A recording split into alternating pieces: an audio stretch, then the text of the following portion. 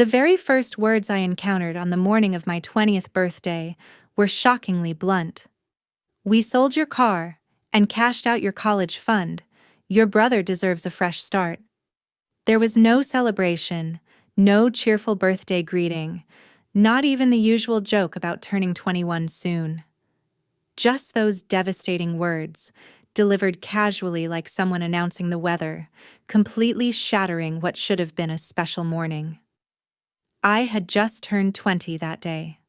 Standing there in my rumpled pajamas, my hair disheveled from sleep, my bare feet feeling the cold tile beneath them, I was completely unprepared for what was coming. The aroma of freshly brewed coffee had drawn me downstairs, and I'd been hopeful enough to imagine a birthday cake might be waiting somewhere in the kitchen. What greeted me instead was a stack of official-looking documents spread across the table. My mother occupied one side of the table, her hands folded with deliberate precision, her eyes showing an unnatural brightness that suggested she'd rehearsed this entire conversation beforehand, possibly in front of a mirror. I found myself staring at her, desperately waiting for someone to reveal this was all an elaborate prank. The punchline never arrived. She slid the top document in my direction. "This is a loan agreement," she explained matter-of-factly. "Your brother owes $27,500. If you co-sign, the bank will restructure it. If you don't, we cannot afford both of you under this roof anymore." My name was already filled in on the signature line, as if my agreement was merely a formality that everyone had already decided upon. I felt my throat constricting. "You sold my car." I repeated the words slowly, trying to process their meaning. That vehicle wasn't particularly fancy or expensive, but it belonged to me. I had spent countless nights and weekends working just to help make the payments. She responded flatly. "Family sacrifice." What an interesting way to describe the situation when they had essentially pawned off my entire future like some unwanted garage sale item. I desperately wanted to scream at the top of my lungs. I wanted to flip that table over, rip those papers into confetti, demand to know if anyone had bothered to consider what I might want. But I could see her eyes already hardening, preparing herself for an argument she had clearly decided she wouldn't lose, no matter what I said. So I chose the one response she absolutely didn't anticipate. I didn't argue at all. Instead, I picked up the documents, my hands remarkably steady despite my racing heartbeat. I carefully scanned the lines, feeling the weight of the trap they were attempting to set for me, and then calmly placed them back on the table. "I hear you," I said in a quiet, controlled voice. Her shoulders dropped slightly, and I could tell she was mistaking my silence for compliance and obedience. But inside my head, something fundamental shifted into place. If they believed they could decide my entire future without consulting me, then I could certainly make decisions about theirs without any warning. They believed this birthday would mark the day they successfully cornered me. They had absolutely no idea this was actually the day I began carefully planning my complete exit from this toxic situation. This represents only the opening move in a family betrayal that will transform my birthday into the day everything changed forever. If you believe selling my car and draining my college fund is the absolute worst thing they'll do, just wait until you witness how far they're willing to push me, and what I ultimately do when I finally decide to push back. Stay with me for this story. I refused to sign a single document at that kitchen table. I carried the loan agreement upstairs as if it were something diseased that I couldn't quite bring myself to discard. My mom called out my name once, then repeated it with a sharper, more demanding tone, but I just kept walking without acknowledging her. When my bedroom door clicked shut behind me and the latch caught, the carefully maintained facade I'd been holding finally crumbled. My hands began trembling uncontrollably. I pressed my back firmly against the door and slid down until I was sitting on the floor, the papers crumpling in my clenched fist. 20 years old on my birthday. They had already sold the car that represented my freedom without bothering to inform me. They had already completely emptied the savings account I had gazed at countless times, whispering to myself, "That is my way out." And now they expected me to legally chain myself to someone else's massive debt, on top of everything else they'd already taken. I could have broken down crying right then. Instead, I opened my closet and pulled out my suitcase first, followed by the small duffel bag. I moved on autopilot, as if my body had secretly rehearsed this exact moment for years without my conscious mind realizing it. Essentials only.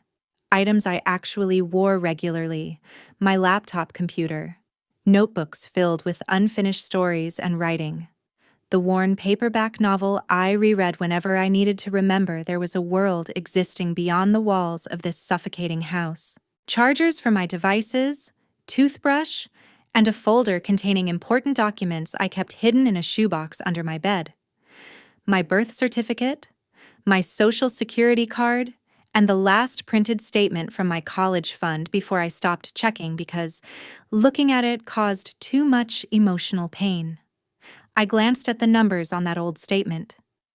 The amounts had seemed modest but incredibly precious back then, accumulated from scholarship deposits and academic prize money. It had been enough to make community college feel like a launching pad towards something better instead of a dead end. Now those numbers served only as proof of what had been stolen from me. A knock sounded at my door. My mom's voice filtered through, adopting an artificially bright tone. My heart was pounding violently, but somehow my voice emerged sounding calm and controlled. Quote 10. I replied. It wasn't technically a lie. I had read every single word, every clause describing what would occur if the primary borrower defaulted, every sentence that would permanently tie my name to his mistakes, my credit rating to his terrible record. A cold, crystalline clarity settled over me. If I signed this document, my life was effectively over. No apartment in my own name, no student loans under my own credit, no possibility of a clean break ever. I set the contract on my desk and opened my laptop instead. My first search: co-signing loan risks. Then, what happens if you refuse to co-sign family debt? When my stomach started twisting uncomfortably. Legally obligated if name already printed but not signed. The answer was refreshingly simple. If I didn't sign the document, I bore absolutely no responsibility. They understood this perfectly. That explained why they were applying such intense pressure. Another knock. Louder and more insistent this time. My mom snapped impatiently. I called back through the door. Quote 17. Quote 18. She started to offer, then abruptly stopped herself. The heavy silence between us communicated everything perfectly. I no longer had a car anymore. She muttered tersely. Right. They had burned down my bridge, and somehow I was the one being accused of dramatics for not wanting to drown alongside them. I shoved my laptop into my backpack along with the loan agreement and my folder of critical documents. I grabbed my jacket and slung the straps over my shoulder. When I opened my bedroom door, my mom stood blocking the hallway with her arms folded defensively across her chest. She began. I responded, meeting her eyes directly for the first time since the kitchen confrontation. Quote 24. Her face grew tight with anger. Quote 25. Quote 26. I said flatly. Quote 27. Quote 28. I agreed calmly. Quote 29. She clearly didn't appreciate that response, but she finally stepped aside. I walked past her, descended the stairs, and went through the front door without a single backward glance. The cold air outside hit my lungs sharply. It felt like the first genuinely honest breath I had managed to take in months. The bus ride to the library passed in a blur of fluorescent lighting and strangers' muffled conversations. Every time my phone vibrated, my stomach clenched painfully. By the time I settled into a corner table at the library, the device was buzzing continuously. Mom. Unknown number. Then the name I'd been deliberately avoiding. My brother. I stared at the screen until it finally stopped ringing. Immediately, it started again. I finally swiped to answer. "Where are you?" he demanded, his voice rough and strained, like he'd been either crying or yelling for hours. Quote 31. Quote 32. I replied evenly. Quote 33. Quote 34. His confusion was evident. Quote 35. Not a big deal.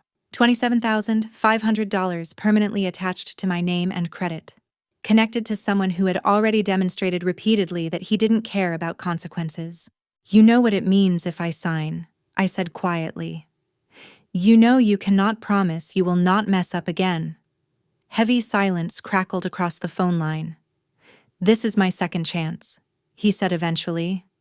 "You are supposed to have my back." "I had your back when you tanked your first semester and Mom used my savings to keep you enrolled," I reminded him.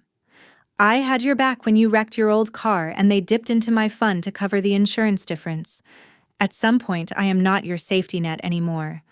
I am just the ground you keep smashing into repeatedly." "That is not fair," he shot back defensively. But I could detect genuine panic underneath the anger now. "You are overreacting. Mom said if you walk away from this, you walk away from us." "Maybe she should have thought about that before she sold my car," I replied. "Listen, I am not signing. I am not putting my name on your debt. Not this time. Not ever." "You do not mean that," he whispered, his voice breaking. But I absolutely did. For the first time in my life, I genuinely meant it. I ended the call before he could mount any further arguments. My hands felt steady now, steadier than they had been all morning, because the decision was finally, irrevocably made. I was completely finished begging for a meaningful place in a family that had already clearly chosen who was worth saving. This represents the moment where everything fundamentally shifts. They can no longer quietly exploit me, and I am no longer quietly permitting it. You have witnessed what my mom placed on the table and what I absolutely refuse to sign. But you haven't yet seen what happens when I actually pack my belongings and call their bluff in a way that will change far more than a few bank statements. The real fallout is only just beginning. Stay close. Once my decision not to sign that document solidified completely in my chest, the fear I'd been experiencing transformed.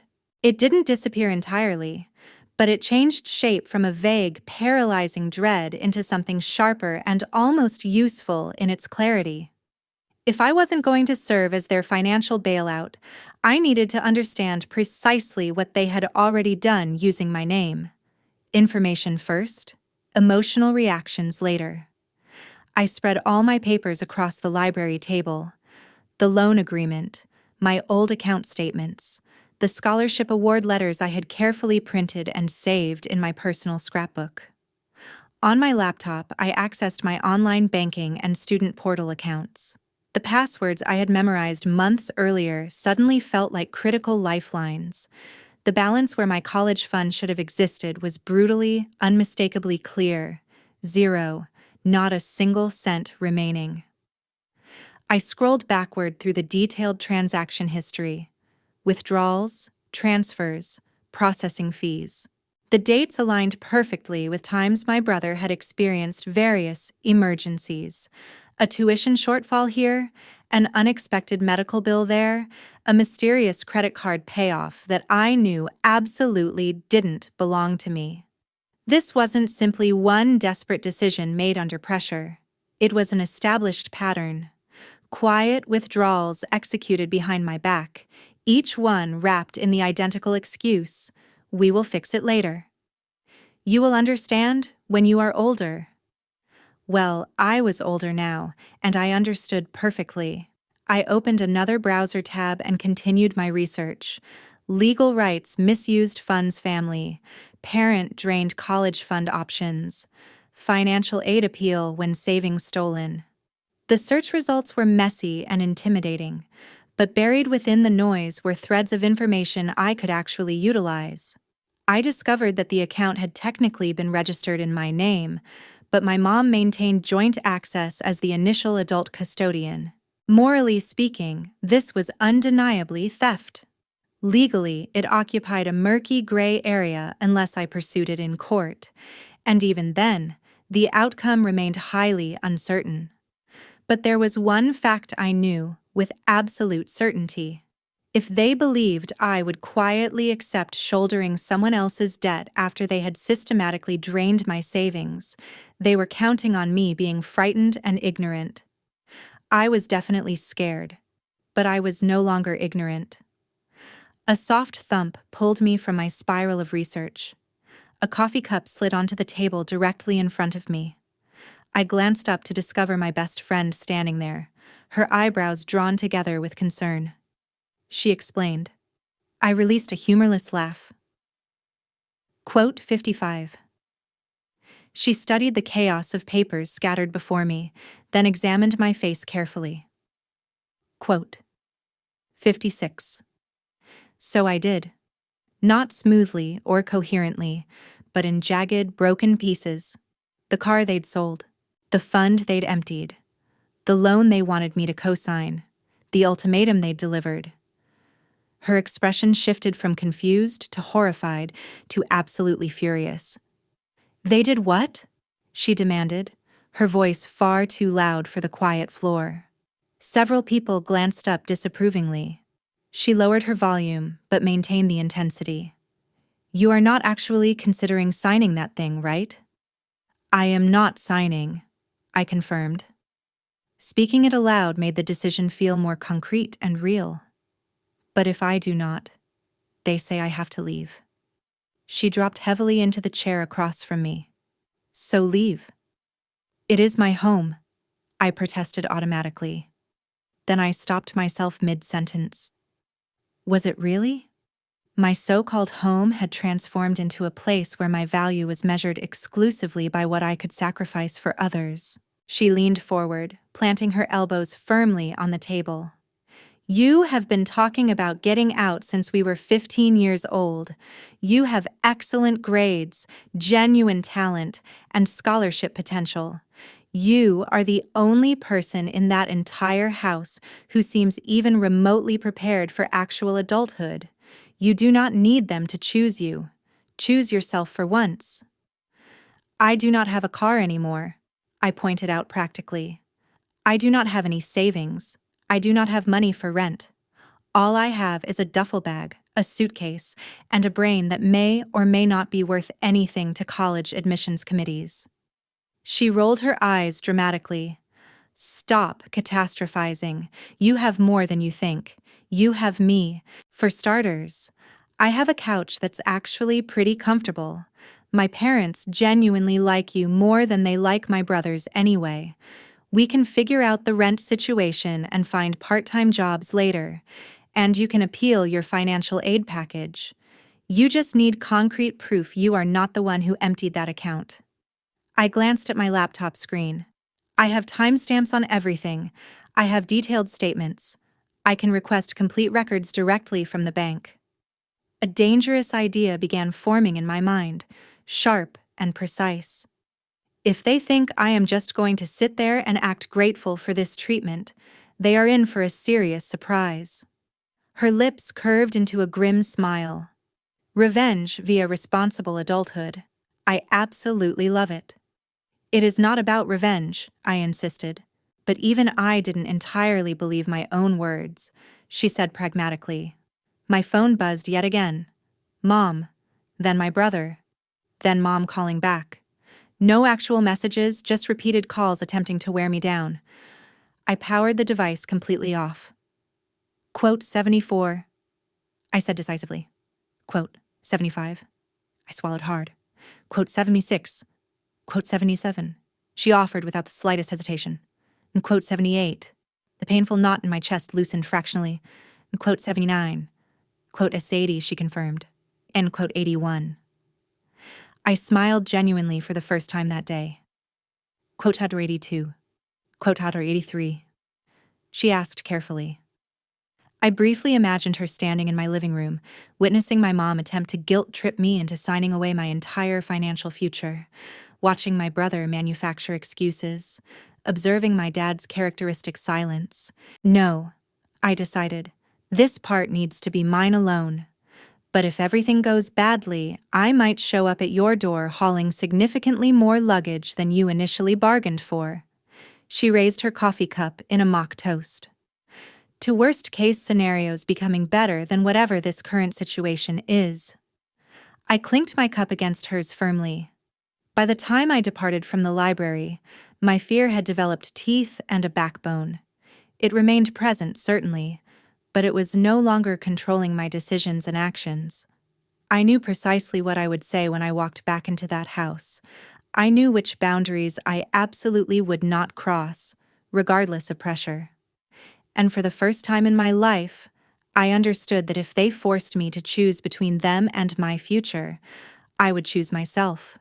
You have witnessed the ultimatum they presented and the decision I made in response. What you haven't seen yet is what happens when I walk back into that house, not as their silent backup plan and safety net, but as someone ready to expose exactly what they have done and completely refuse to play along with their manipulation.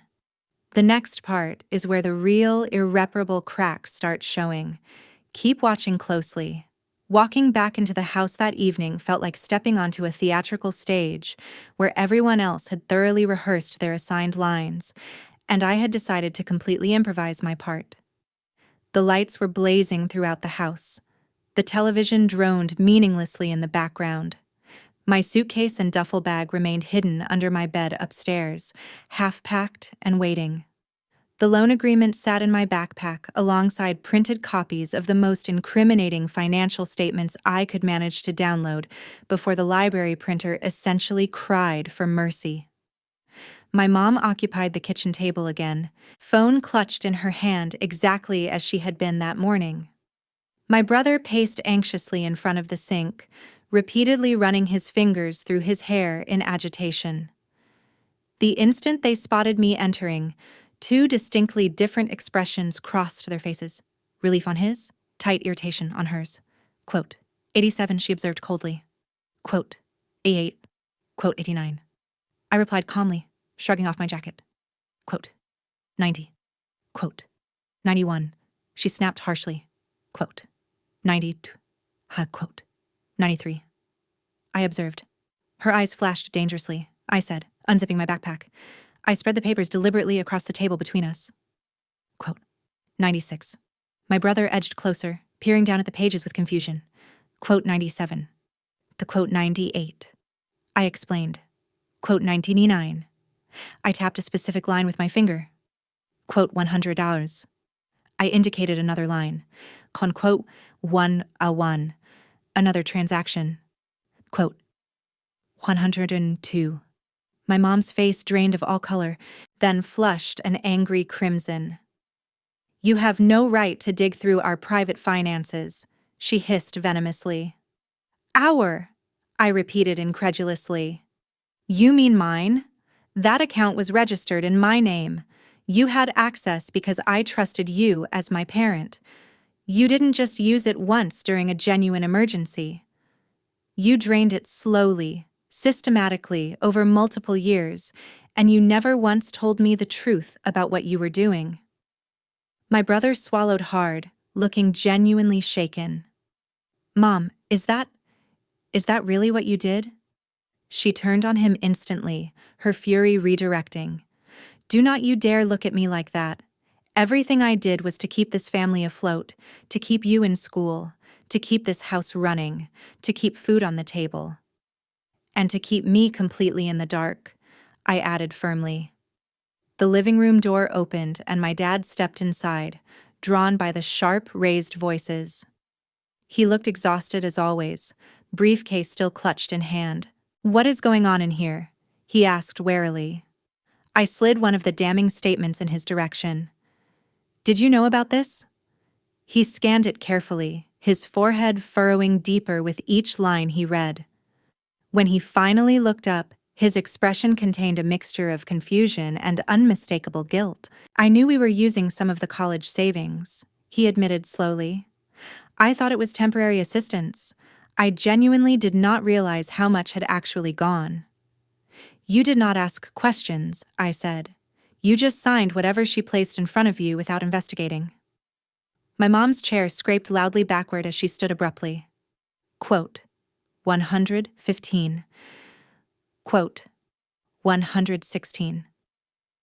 I said firmly. Quote, 117. The room fell into heavy silence. My brother sank into a chair, staring at the statements as if they were written in an incomprehensible foreign language. Quote, 118. My dad asked, his voice low and defeated. Quote, 119. Quote, 120. I acknowledged. Quote, 121. My mom exhaled with visible relief for approximately 1 second, until I continued speaking. Quote, 122. Her mouth fell open in shock. Quote, 123. Quote, 124. I answered calmly. Quote, 125. My brother's voice cracked emotionally. You cannot seriously mean that. You would really just go?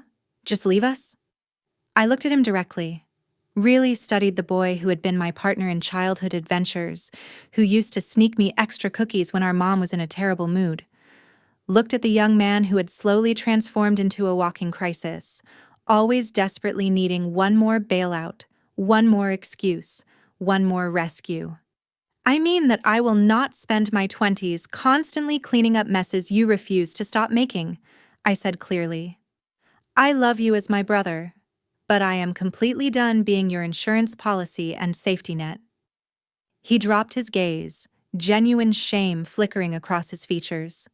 My mom stepped closer, deliberately lowering her voice into the reasonable tone she employed when she wanted to sound calm and logical. Charlotte, listen to me, she began. You are emotional right now. You are hurt and upset. I understand that completely. But this is not how the real world actually works.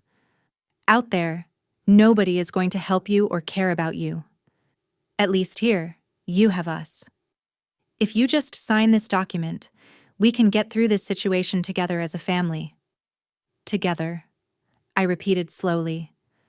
Like when you sold my car without asking my permission, or when you emptied my account systematically, or when you transformed my birthday breakfast into a debt negotiation meeting.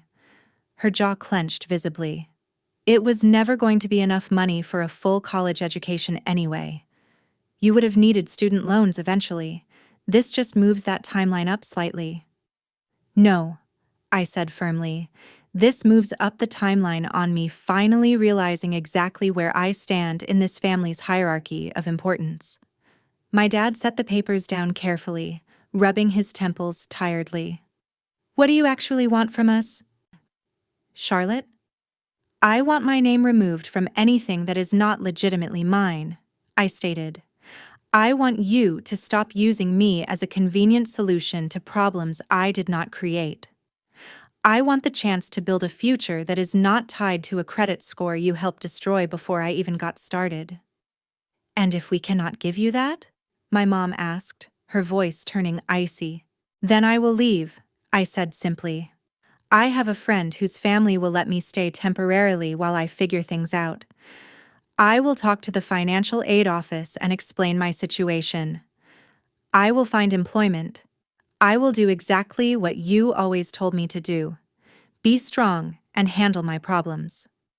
You would take our private business outside this house? She asked, clearly scandalized. You would tell complete strangers our private family problems? You would humiliate us publicly like that? I almost laughed at the absurdity. You sold my entire future to protect your image and reputation. You are worried about humiliation now? Her hand trembled visibly on the back of the chair. For one tense second, I genuinely thought she might slap me across the face. Instead, she pointed dramatically toward the hallway. If you walk out that door, she declared, do not expect to walk back in ever again. All eyes fixed on me, waiting expectantly for me to back down exactly like I always had before. to apologize profusely, to agree to something that made me physically sick just to maintain family peace. I picked up the loan agreement carefully, folded it neatly, and slid it back across the table in her direction. "Then maybe you should get used to looking at that document without my signature," I said. "This represents the critical moment where the power balance fundamentally shifts. They can no longer quietly exploit me, and I am no longer quietly permitting their manipulation. You have witnessed the evidence spread across the table and the ultimatum delivered at the door. But what happens when I actually pack my bags and call their bluff will change far more than a few bank statements and family dynamics. The real fallout is only just beginning. Stay close." The house didn't explode into dramatic chaos that night. In some ways, that made everything worse. Instead of a screaming match or theatrical exits, we all drifted into a cold, brittle silence that felt more dangerous than yelling. My mom retreated to her bedroom, slamming the door exactly once with emphatic force. My dad disappeared into his office sanctuary. My brother vanished into the blue glow of his screen, thumbs flying frantically over his phone, probably texting friends about how his entire life was collapsing. I remained at the kitchen table for a long time, staring at that loan agreement like it was a venomous snake trapped in a glass box. Dangerous and threatening, but contained as long as I didn't open it. Eventually, I gathered all the papers, carefully slid them back into my backpack, and went upstairs to my room. My bedroom appeared identical to how it had looked that morning. Posters still decorating the walls, the stack of books I'd been intending to read, the chipped ceramic mug on my nightstand. But now, every familiar object felt temporary and borrowed, like I was living in someone else's space. I pulled the suitcase and duffel bag out from their hiding place under the bed and completed what I'd started earlier. Clothes rolled tightly to save space, notebooks and writing materials, laptop and all chargers. The shoebox of critical documents went in last, treated like precious cargo. I deliberately left behind the items that wouldn't fit or didn't matter anymore. The stuffed animal I'd cherished since I was 6 years old. The framed family photo from a theme park visit before everything became so unbearably complicated. The academic trophies my mom insisted we keep prominently displayed even after the plastic started yellowing with age. At the bottom of my desk drawer, I discovered the keys to the car that no longer belonged to me. The dealership probably already had it parked in their lot, price stickers slapped prominently on the window. I held those keys in my hand for a long moment, feeling the ghost memory of the steering wheel under my fingers, remembering how freedom had once sounded like a rattling engine and terrible radio reception. Then I set the keys deliberately on my desk. They were completely useless to me now. My phone buzzed against my pillow. A text from my friend appeared.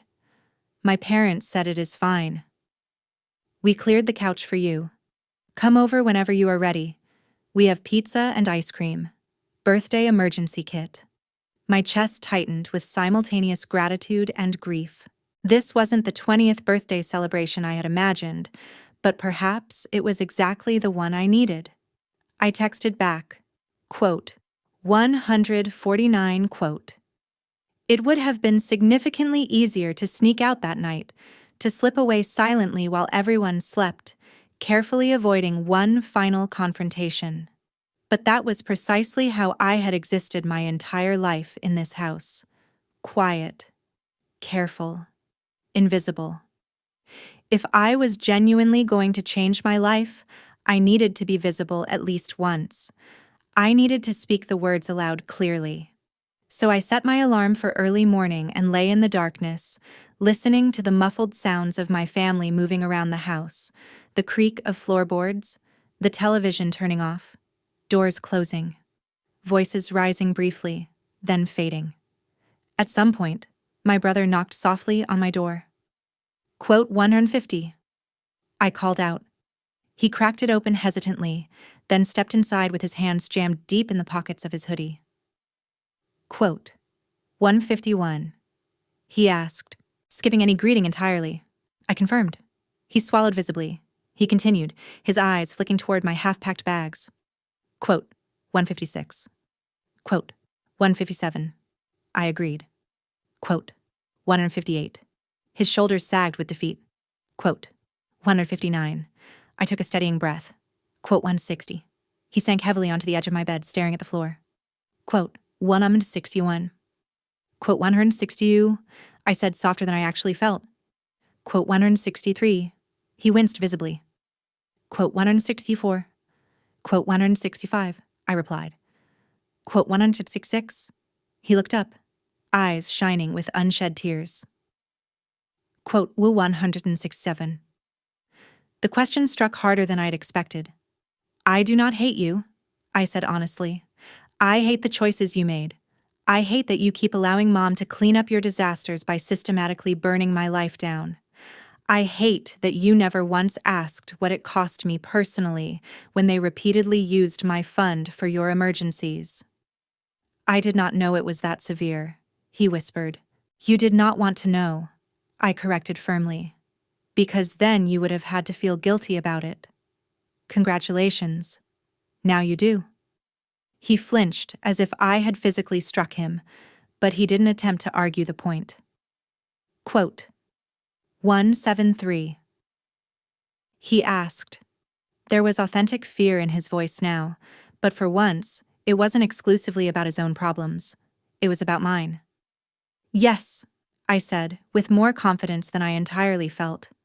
Or at least, I am willing to try. I would rather struggle on my own terms than stay here and pretend this dysfunction is normal or acceptable. He nodded slowly, then stood to leave.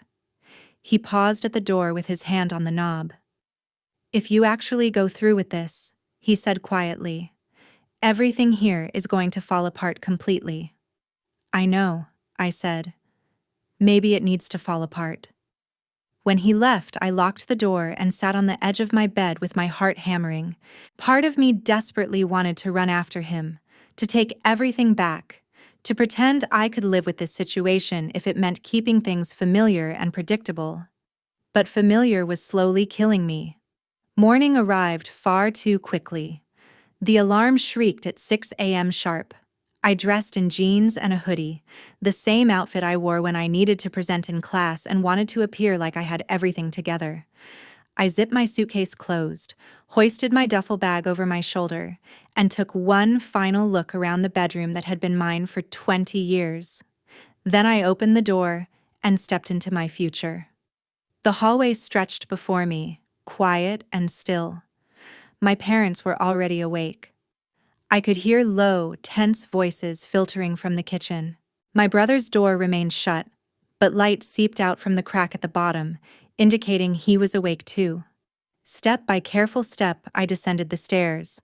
My mom stood rigidly at the kitchen counter, coffee mug clutched in both hands, eyes visibly red-rimmed from crying or lack of sleep. My dad sat at the table with that loan agreement positioned directly in front of him like evidence at a trial. Neither of them spoke initially. The silence stretched uncomfortably. Finally, my dad cleared his throat. I said simply. My mom's eyes flicked to my packed bags, then back to my face. So that is it? You are just abandoning us? After everything we did for you over the years? Something inside me finally snapped completely. Everything you did for me?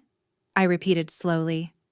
You mean the years of constantly telling me to work hard, save responsibly, be dependable, and then using my savings without telling me? Selling my car behind my back? Turning my birthday into a debt negotiation ambush? That everything? She flinched visibly. You are being ungrateful and selfish. I am being awake and aware, I corrected. There is a significant difference. My dad pushed the loan agreement in my direction one final time. If you sign this document, you do not have to leave, he said quietly, almost pleading. We can figure this situation out together as a family. I will figure it out, I said firmly. I just will not do it as your financial collateral anymore. He looked down at the table, shoulders sagging with the weight of defeat. He understood on some level that I was completely right. But knowing something and choosing to act on it represent two entirely different battles. My mom set her mug down with a sharp, deliberate clink. "If you walk out that door," she repeated last night's threat like a rehearsed script. I said calmly. Quote 195. I set my house key on the table with deliberate care. The small metal sound echoed louder than any shout possibly could. Quote 196. I added. Quote 197. Then I picked up both bags and walked steadily toward the door. My hands remained steady on the doorknob despite my racing heart. Behind me, my mom spoke my name one final time, a noticeable wobble in her voice that almost completely undid my resolve. Almost. I opened the door and stepped out into the crisp morning air. It was significantly colder than I'd expected, but it tasted clean and honest in my lungs. My phone buzzed as I walked down the driveway toward my new life. A notification from my bank, another from my email account, a missed call from an unknown number. I didn't know yet that by the time I reached my friend's house, there would be multiple frantic voicemails waiting, that the bank would call repeatedly, that my brother would send a flood of messages starting with anger and ending with pure panic. Because without my signature serving as his safety net, his so-called second chance was collapsing faster than anyone had actually planned for. All I knew in that precise moment was that for the first time in my entire life, I was walking confidently toward something that belonged to me, instead of desperately away from something that belonged to everyone else. This represents where my quiet packing transforms into a decision nobody in that house genuinely believed I would make. I have stepped through the door, but you haven't witnessed yet what happens when the bank calls back repeatedly. When my brother finally realizes I was the only thing preventing his life from imploding. And when my mom's ironclad control starts slipping in ways she never imagined possible.